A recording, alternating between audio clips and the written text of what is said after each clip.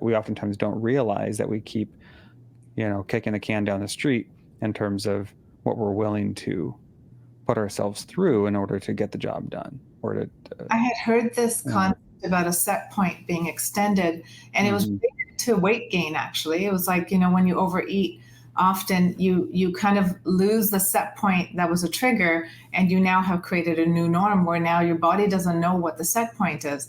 And I feel this Right. with stress. When we are overextending for a prolonged period of time, your body used to tell you how much sleep it needs, what is healthy, what your energy reserve should feel like in a healthy body.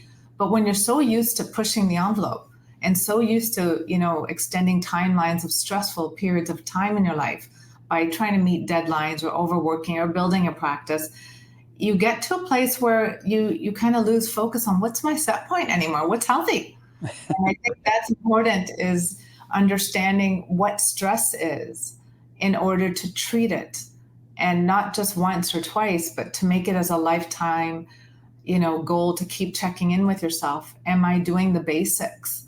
Am I keeping myself healthy? Do I know what stress looks like in my life? And even if I'm someone with a higher threshold of pain and suffering from more stress, do I know what the healthy looks like that I should try to be aiming towards getting back to?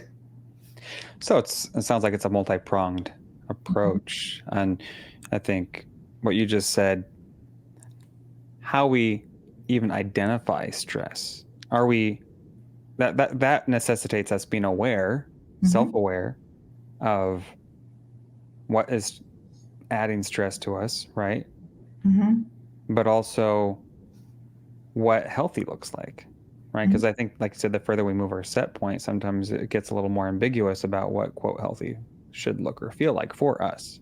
Not that we want to shit on ourselves, but we know what makes us, I think we all know when we're in a really good space, when we feel like, sometimes it's referred to as flow state, Mm-hmm. right? When we have, like you said, that ability It's your to medical. overflow to others, right?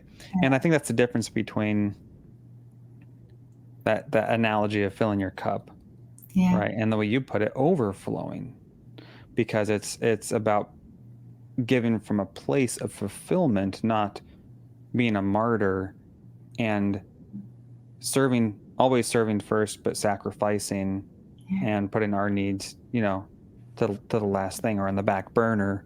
Mhm. Nothing wrong with sacrificing and serving others,